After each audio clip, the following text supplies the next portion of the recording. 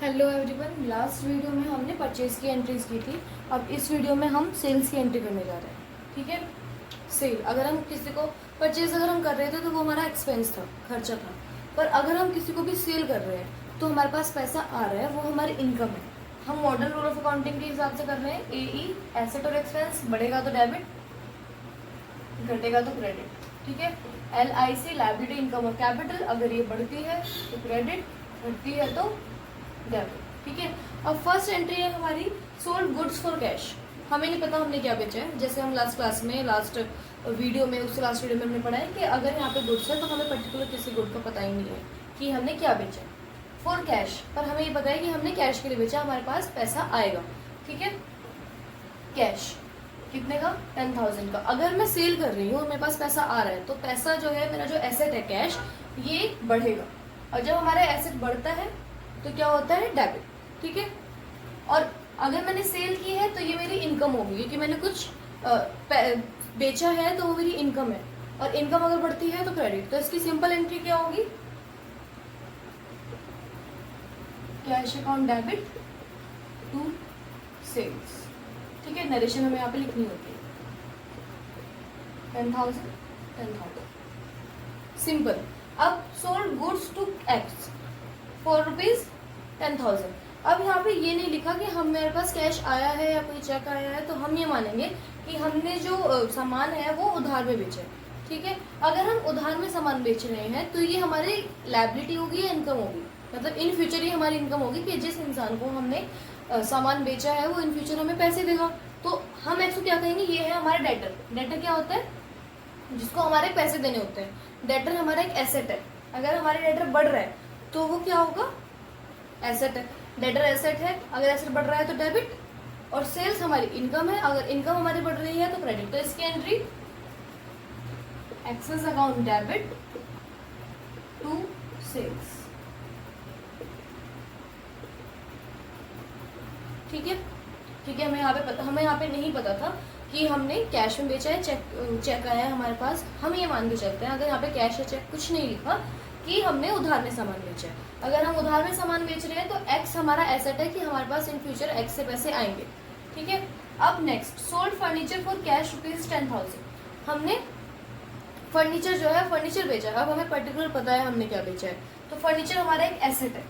Asset हमारा क्या हो रहा है? कम हो रहा है। फर्नीचर हमारा कम हुआ। और कैश भी हमारा एक एसेट है। एसेट हमारा बढ़ा। तो जब एक एसेट बढ़ता है तो डेबिट और दूसरा एसेट घटता है तो क्रेडिट। यहाँ पे दो एसेट आ रहे हैं तो हमने बेच दिया है तो हमारा वो एसेट कम हो रहा है, इसलिए हम उसको कह रहे हैं कि हमारा एक एसेट कम हो रहा है। अब हमें पता है कि हमने क्या बेचा है। 10,000 के लिए कैश लिखा हुआ है तो यहाँ पे एक्स का किसी का अकाउंट नहीं आएगा। हमें पता है हमारे पास कैश आ रहा है। हमारे पास जब भी कोई से पैसा आएगा वो डेबिट हो रहा है। Cash account debit to furniture. ठीक है। हम फर्नीचर जो है वो फर्नीचर हमारे यहाँ से जा रहा है, हमारा एक फर्नीचर एसेट था, एसेट कम हो रहा है तो क्रेडिट फर्नीचर।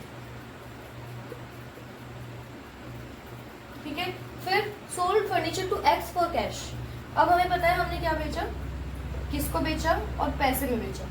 अब अगर हमें पता है कि हमने एक इंसान को पैसे में सामान बेच दिया है तो उससे हमारे पास इन फ्यूचर कोई पैसा नहीं आने वाला है। और जब हमें पता है इन फ्यूचर इसका और हमारा अकाउंट जो है वो सेटल हो गया है, इससे हमारा कोई पैसा नहीं आने वाला है, तो हम इसको पिक्चर में लेंगे ही नहीं। अभी हमारा जो सेम एंट्री होगी वो होगी 3 वाली, कि हमारा जो कैश है वो बढ़ रहा है।